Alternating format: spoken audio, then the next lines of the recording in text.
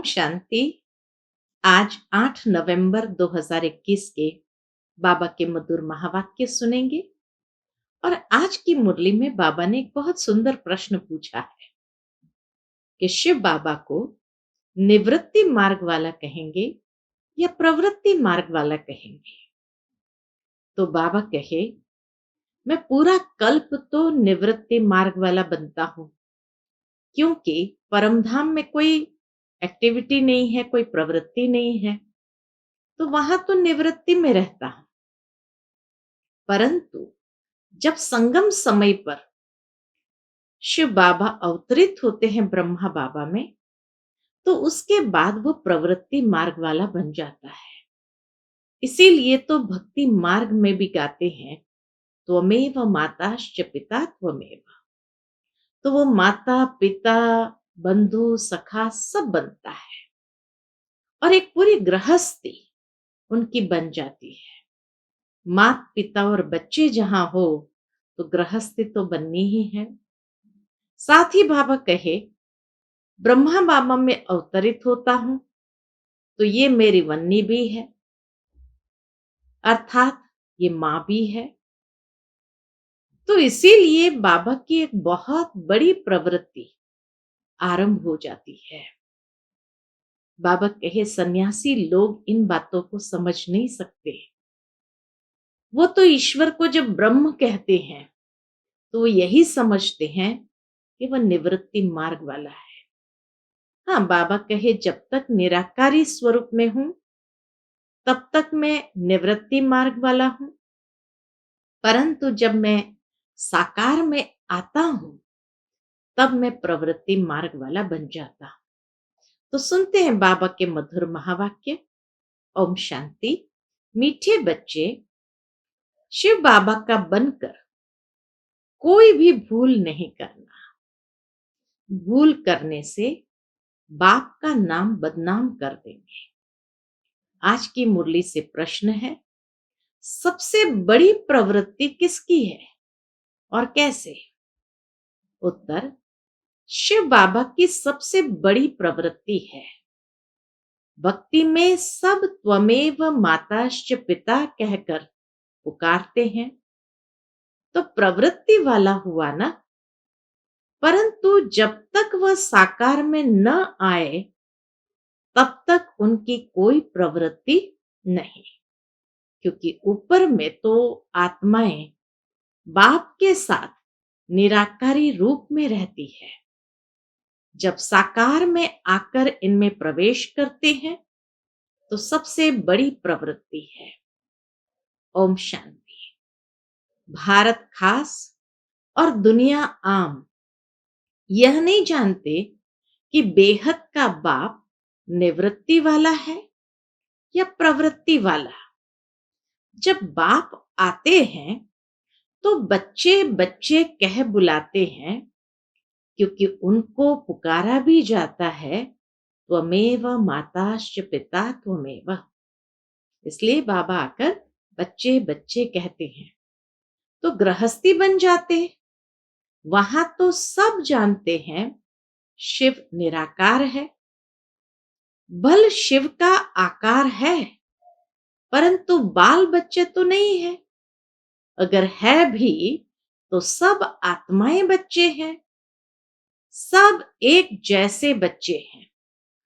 इसलिए समझते हैं सब परमात्मा है। आत्मा भी बिंदी रूप है, परमात्मा का भी बिंदी रूप है। गृहस्थी लोग ही गाते हैं, त्वमेव माताश्च पिता त्वमेव। बाबा कहे, ये महिमा सिर्फ गृहस्थी लोग ही गाते हैं। सन्यासी निवृत्ति मार्ग वाले कह देते, परमात्मा ब्रह्म है, वह त्वमेव माताश्च पिता नहीं कहेंगे। उनका मार्ग अलग है। यह भी भूल से लक्ष्मी नारायण के आगे जाकर महिमा गाते हैं, त्वमेव माताश्च पिता, या कहेंगे अच्युतम केशवम। भक्ति मार्ग में स्तुतियां तो अथाह गाते हैं, परमात्मा की स्तुतियां तो अथाह गाते हैं। वास्तव में परमात्मा बाप है, उनसे वर्षा कैसे और क्या मिलना है? तुम बच्चे जानते हो, वह बाप भी है, दादा भी है, बड़ी माँ भी है, प्रजापिता भी है। हाँ, ब्रह्मा बाबा में जब शिव बाबा ने प्रवेश किया तो वो बाप भी है, दादा भी है, बड़ा भाई भी है, बड़ी माँ भी है, प्रजापिता भी है। इस द्वारा कहते हैं बच्चे। शिव बाबा भी इनके द्वारा कहते हैं बच्चे, मैं तुम्हारा बाप भी हूं। फिर मुझे भी प्रवृत्ति मार्ग में आना पड़ता है। यह मेरी युगल भी है, बच्चा भी है। ब्रह्मा बाबा के लिए कहते हैं, यह मेरी युगल भी है, बच्चा भी है। जब इसमें प्रवेश करता हूं तब प्रवृत्ति वाला बन जाता हूं। मुझे ही सुप्रीम बाप, सुप्रीम टीचर, सुप्रीम गुरु भी कहते हैं। गुरु गाइड करते हैं मुक्ति के लिए। वह तो है सब झूठ, यह है सत्य। अंग्रेजी में परमात्मा को ट्रुथ कहते हैं। तो ट्रुथ क्या आकर सत्य बताते हैं? वो ट्रुथ है, तो ट्रुथ क्या आकर सत्य बताते हैं? ये किसको पता नहीं। हम तुमको भी पता नहीं था, तो जैसे नई बात हो गई ना। वह ज्ञान का सागर सच खंड स्थापन करने वाला है। जरूर कभी सच बता के गया है, तभी तो गायन है। सच खंड को हेवन कहते हैं। वहां डीटी सॉवेर्निटी दिखाते हैं। अभी है पुरानी दुनिया, फिर नई दुनिया होने वाली है। पुरानी दुनिया को आग लगनी है। स्थापना के समय विनाश भी गाया जाता है। एक और स्थापना की तैयारी, दूसरी ओर विनाश की तैयारी भी शुरू हो जाती है। करण करावनहार परमात्मा गाया हुआ है। ब्रह्मा द्वारा स्थापना करते हैं। कैसे कराते हैं वह तो खुद ही आकर बताएंगे। शिव बाबा खुद आकर के ही बताएंगे। मनुष्य कुछ भी नहीं जानते। कहते हैं परमात्मा करण करावनहार है। और फिर ड्रामा का भी पता पड़ गया। कलयुग अंत, सतयुग आदि, इस संगम को ही ऊंच मानना चाहिए। कलयुग के बाद आता है सतयुग, फिर नीचे उतरना होता है। स्वर्ग नरक गाया हुआ है। मनुष्य मरते हैं तो कहते हैं स्वर्गवासी हुआ। जरूर कोई समय स्वर्गवासी हुए हैं, तभी तो स्मृति है। ये खास भारतवासी ही कहते हैं, क्योंकि जानते हैं भारत सबसे प्राचीन है, तो जरूर यही हेवन होगा। बातें कितनी सहज है, परंतु ड्रामा अनुसार समझते नहीं है। तब तो बाप आते हैं समझाने। पुकारते भी है, बाबा आओ। आप में जो नॉलेज है वह आकर हमें दो। पतितों को पावन बनाने आओ। फिर कहते हैं हमारा दुख हर कर सुख दो। परंतु यह पता नहीं कि क्या नॉलेज देंगे, क्या सुख देंगे। अब तुम बच्चे जानते हो वह बाप है, तो जरूर बाप से रचना हुई होगी। बाप है तो जरूर बाप से रचना हुई होगी। फादर माना रचता। बच्चे ने फादर कहा तो क्रिएशन ठहरे। क्रिएशन भी जरूर कहां से पैदा हुई होगी। फिर बच्चों को प्रॉपर्टी भी दी होगी। जरूर है। रचता कहते हैं तो क्रिएशन भी है। और क्रिएशन कहां से जरूर पैदा तो हुई होगी। फिर बच्चों को प्रॉपर्टी भी दी होगी। यह तो कॉमन बात है। इसलिए ही मुझको त्वमेव माताश्च पिता कहते हैं। तो बाबा बड़ा गृहस्थी हुआ ना। बाबा बड़ा गृहस्थी हुआ ना। बुलाते भी है, हे मात पिता आओ, आकर पावन बनाओ। अब फादर तो है, परंतु मदर बिगर रचना कैसे हो सकती है? या फिर यहाँ रचना बाबा कैसे रचते हैं? यह है बिल्कुल नई बात। यहाँ भी बहुतों की बुद्धि में ठहरता नहीं है और सब जगह सिर्फ परमात्मा को फादर कह बुलाते हैं। हर एक धर्म में परमात्मा को फादर कह करके बुलाते हैं। यहाँ दोनों है, मदर फादर। तो प्रवृत्ति मार्ग हुआ ना। वहां सिर्फ फादर कहने से उन्हों को मुक्ति का वर्षा मिलता है। सिर्फ फादर कहा इसलिए बाबा कहे मुक्ति का वर्षा मिलता है। वह आते भी पीछे हैं, यह तो सब जानते हैं। क्रिश्चियन धर्म के आगे बौद्धी धर्म था, उनके आगे इस्लामी धर्म था। इस सीढ़ी में और धर्म तो है नहीं, इसलिए गोले के बाजू में रखना चाहिए। यह है पाठशाला। अब पाठशाला में सिर्फ एक किताब थोड़ी होगा। पाठशाला में तो मैप्स भी चाहिए। वह जिस्मानी विद्या तो काम में नहीं आएगी। मैप्स से मनुष्य झट समझ जाते हैं। मैप्स रखने से मनुष्य झट समझ जाएंगे। यह तुम्हारे मुख्य मैप्स है। ये सारे लेसन के जो चित्र है, बाबा कहे ये तुम्हारे मुख्य मैप्स है। कितना विस्तार से समझाया जाता है, फिर भी पत्थर बुद्धि समझते नहीं। बाबा ने समझाया है, प्रदर्शनी में त्रिमूर्ति पर ही पहले समझाना है। यह तुम्हारा बाबा है, वह दादा है। ज्ञान कैसे देवे, वर्षा कैसे देवे, भारतवासियों को ही वर्षा मिलना है। इससे परम पिता परमात्मा, ब्राह्मण देवता क्षत्रिय तीन धर्म की स्थापना करते हैं। ब्रह्मा द्वारा ब्राह्मण ही रचते हैं और यह है यज्ञ। यज्ञ के लिए ब्राह्मण जरूर चाहिए। इसको कहा जाता है रुद्र ज्ञान यज्ञ।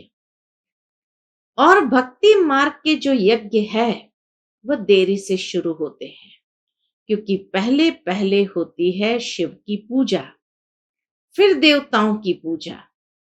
उस समय कोई यज्ञ नहीं होता। बाद में यह यज्ञ करना शुरू करते हैं। पहले देवताओं की पूजा करते हैं, फूल चढ़ाते हैं। अब तुम पूजा लायक नहीं हो। लोग शिव के ऊपर जाकर अक धतूरा क्यों चढ़ाते हैं? बाप समझाते हैं, तुम सब कांटे थे। उनसे फिर कोई सदा गुलाब, कोई मोतिया बनते हैं, कोई फिर अक के फूल भी बन पड़ते हैं। पूरा नहीं पड़ते तो अक बन जाते हैं। अक कैसे बन जाते? बाबा कहे जो पूरा नहीं पढ़ते तो अक बन जाते हैं, कोई काम के नहीं रहते। उन बच्चों को कहते हैं कि वह कोई काम के नहीं रहते। शिव बाबा पर सब कांटे चढ़ते हैं, फिर उन्हों को फूल बनाते हैं, परंतु फूलों की भी वैरायटी बन जाती है। बगीचे में वैरायटी फूल होते हैं ना, तुम्हारे में भी नंबरवार है। कोई तख्त नशीन बनेंगे, कोई क्या बनेंगे, यह सब बातें बाप ही समझाते हैं और कोई समझा न सके। भक्ति मार्ग कितना लंबा चौड़ा है, परंतु उसमें ज्ञान जरा भी नहीं। भक्ति में ज्ञान जरा भी नहीं। सतयुग में देवी देवता थे, कलयुग में एक भी देवता नहीं। तो जरूर परमात्मा ने मनुष्य को देवता बनाया होगा। तो बाप आकर ऐसा कर्म सिखलाते हैं जो मनुष्य सीख कर दैवी गुण धारण कर देवी देवता बन गए। दैवी गुण धारण कर देवी देवता बन गए। और धर्म वाले क्या सिखलाएंगे? क्योंकि उन्हों को तो ऊपर से उनके पिछाड़ी में आना है, धर्म गुरु के पीछे आना है। तो वह सिर्फ पवित्रता का ज्ञान देते हैं। क्राइस्ट जब आता है तो क्रिश्चियन तो कोई है नहीं, ऊपर से उनके पिछाड़ी आते हैं। बाबा ने समझाया है, मुख्य धर्म है चार। जो धर्म स्थापन करते हैं, उनका जो शास्त्र है, उनको कहा जाता है धर्म शास्त्र। तो मुख्य है चार धर्म, बाकी सब है छोटे छोटे धर्म जो वृद्धि को पाते रहेंगे। इस्लामी धर्म का शास्त्र अपना, बौद्धियों का अपना, तो धर्म शास्त्र सिर्फ यही ठहरे। ब्राह्मण धर्म तो अभी का है। वो लोग गाते हैं ब्राह्मण देवताय नमः, तो उनको ब्राह्मणों को समझाना है कि परमात्मा जब ब्रह्मा द्वारा आकर ब्रह्मा मुख वंशावली रचते हैं, वही सच्चे ब्राह्मण है। तुम तो प्रजापिता ब्रह्मा की औलाद हो नहीं सकती। बाबा कहे उनको, कहो तुम तो प्रजापिता ब्रह्मा की औलाद हो ही नहीं। तुम सिर्फ अपने को ब्राह्मण कहलाते हो, परंतु अर्थ नहीं जानते। ब्रह्मा भोजन जब खाते हैं, तो संस्कृत में श्लोक पढ़ ब्रह्मा भोजन की महिमा गाते हैं। वो भी बाबा को मालूम है, श्लोक पढ़ करके फिर भोजन स्वीकार करते, तो वो ब्रह्मा भोजन की महिमा गाते हैं। महिमा सारी फालतू करते हैं। उनसे पूछना चाहिए कि तुम ब्राह्मण कैसे ठहरे। पहले तो ब्रह्मा चाहिए, जिस द्वारा परमात्मा सृष्टि रचे, तो सच्चे ब्राह्मण हो तुम। हम सभी बच्चे सच्चे ब्राह्मण। ब्राह्मणों को तो चोटी दिखाते हैं ना, विराट रूप में फिर ब्राह्मण दिखाते नहीं। तो ब्राह्मण आए कहां से? तुम अपने को ब्राह्मण कहलाते हो, तो परमात्मा जब आकर ब्रह्मा द्वारा नई रचना रचे, तब ब्राह्मण हो। फिर ब्राह्मण ही देवता बनते हैं। ब्राह्मण होते ही है संगम पर। कलयुग में सब शूद्र है, ब्राह्मणों की बहुत महिमा करते हैं। यह सब बातें बाबा समझाते हैं। अलफ बे बाकी है डिटेल। भक्ति का भी समझाना पड़े। हर एक बात बाबा स्पष्ट करते, तो भक्ति का भी बाबा को समझाना पड़े। बाबा कह देते, तुम कोई भगत हो, बाकी बाबा कब गुस्सा आदि नहीं करते। बाबा कभी कभी कोई समझते नहीं है, तो कह देते तुम कोई भगत हो, बाकी बाबा कब गुस्सा आदि नहीं करते। बाप समझाने तो देगा ना, क्योंकि बच्चे अगर भूल करते हैं, तो नाम बदनाम किसका होगा? शिव बाबा का। इसलिए बाबा बच्चों के कल्याण अर्थ शिक्षा देते हैं। समझो, बाबा उदाहरण देते, समझो इनसे यानी ब्रह्मा बाबा से कोई भूल हो जाती है, तो भी उसको सुधारने के लिए ड्रामा में नोंद है। उससे भी फायदा निकलेगा, क्योंकि यह बड़ा बच्चा है ना, सारा मदार इस पर है। इनसे कोई नुकसान नहीं होगा। यह कहते हैं ऐसे करो तो कर देना चाहिए, तो नुकसान से भी फायदा निकल आएगा। ब्रह्मा बाबा ने अगर कोई बात कही, ऐसा कर दो, और समझो कि उसमें नुकसान है, तो बाबा कहे ड्रामा में उसको ठीक करने की विधि है, और इसीलिए वह नुकसान भी फायदा में बदल जाता है। तो नुकसान से भी फायदा निकल आएगा। नुकसान की कोई बात नहीं, हर बात में कल्याण ही कल्याण है। अकल्याण भी ड्रामा में था। भूले तो सबसे होती रहेगी, परंतु अंत में कल्याण तो कोई भी हालत में होना है, क्योंकि बाप है कल्याणकारी। सबका कल्याण करना है, सबको सदगति दे देते हैं। अब सबकी कयामत का समय है। पापों का बोझा सबके सिर पर है, तो सबका हिसाब किताब चुकता होगा। सजाएं मिलने में देरी नहीं लगती है, सेकंड में जीवन मुक्ति मिलती है। तो क्या सेकंड में पापों की सजा नहीं भोग सकते हैं? जैसे काशी कलवट में होता है, एक सेकंड में सजा का अनुभव हो जाता है, शरीर छूट जाता है। परंतु ऐसे नहीं शिव बाबा से जाकर मिले, नहीं, सिर्फ पिछला पापों का हिसाब चुकतू हो, फिर नए से शुरू हो जाता है। बीच से कोई वापस जा नहीं सकता। बल ज्ञान सेकंड का है। बाबा कहे, बल ज्ञान सेकंड का है, परंतु पढ़ाई तो पढ़नी है। रोज शिव बाबा की आत्मा जो ज्ञान का सागर है, वही आकर पढ़ाते हैं। कृष्ण तो देहधारी है, पुनर्जन्म में आते हैं। बाबा तो अजन्मा है, जिनको पढ़ना नहीं है वह तो जरूर विघ्न डालेंगे। यज्ञ में विघ्न तो पड़ेंगे, अबलाओं पर अत्याचार होंगे। अबलाओं पर अत्याचार होंगे। वह सब कुछ हो रहा है कल्प पहले मुआफिक। असुर कैसे हंगामा करते हैं, चित्र फाड़ते हैं, कोई समय आग लगाने में भी देरी नहीं करेंगे। हम क्या करेंगे? अंदर में समझते भावी। बस एक सेकंड में बाबा ने फुल स्टॉप लगा दिया कि मान लो कि कोई आकर के चित्र फाड़ देते हैं, आग लगाने में भी देरी नहीं करेंगे, तो हम क्या करेंगे? हम यही समझते हैं भावी।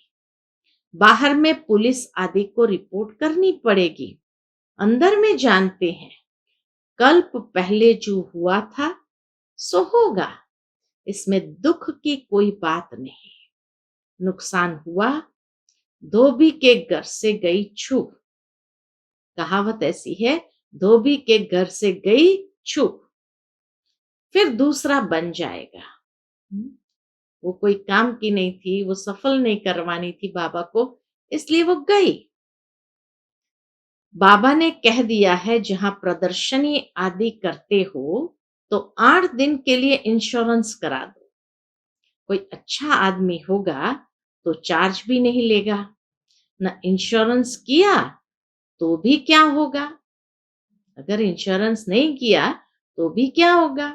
फिर नए अच्छे चित्र बन जाएंगे। कदम कदम में पदम। जो सफल करेगा नए चित्र बनाने के लिए, उसके कदम कदम में पदम है। तुम्हारा कदम कदम, सेकंड सेकंड बहुत वैल्यूएबल है। तुम पदम पति बनते हो। 21 जन्म के लिए बाबा से वर्षा लेते हो, तो कितना अच्छी रीति समझाना चाहिए। वहां स्वर्ग में तुम्हारे पास अनगिनत धन होगा, गिनती की बात नहीं। तो कितना बाबा तुमको धनवान सुखी बनाते हैं। इनकम कितनी बड़ी है, प्रजा भी कितनी शाहूकार बनती है। यह है सोर्स ऑफ इनकम 21 जन्म के लिए। यह है मनुष्य से देवता बनने की पाठशाला। पढ़ाते कौन है? बाबा पूछते, पढ़ाता कौन है? बाप। फिर ऐसी पढ़ाई में गफलत नहीं करनी चाहिए। अच्छा, मीठे मीठे सिकिलते बच्चों प्रति माता पिता बाप दादा का याद प्यार और गुड मॉर्निंग। रूहानी बाप की रूहानी बच्चों को नमस्ते। हम सब रूहानी बच्चों की रूहानी माता पिता बाप दादा को याद प्यार गुड मॉर्निंग और नमस्ते। नमस्ते। शुक्रिया बाबा, शुक्रिया। आज की मुरली से धारणा के लिए मुख्य सार है। पहली पॉइंट, सदा स्मृति रहे कि इस कल्याणकारी युग में हर बात में कल्याण है। हमारा अकल्याण हो नहीं सकता। हर बात में कल्याण समझ सदा निश्चिंत रहना है। दूसरी पॉइंट, सदा गुलाब बनने के लिए पढ़ाई पर पूरा पूरा ध्यान देना है। पढ़ाई में गफलत नहीं करनी है, अक का फूल नहीं बनना है। आज का बाबा का मधुर वरदान हम बच्चों के प्रति है, सबको रिगार्ड देते हुए अपना रिकॉर्ड ठीक रखने वाले सर्व के स्नेही भव। सबको रिगार्ड देते हुए अपना रिकॉर्ड ठीक रखने वाले सर्व के स्नेही भव।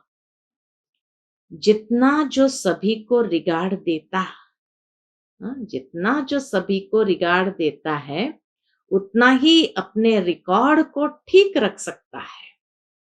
दूसरों का रिगार्ड रखना अपना रिकॉर्ड बनाना है। जैसे यज्ञ के मददगार बनना ही मदद लेना है, वैसे रिगार्ड देना ही रिगार्ड लेना है। एक बार देना और अनेक बार लेने के हकदार बन जाना।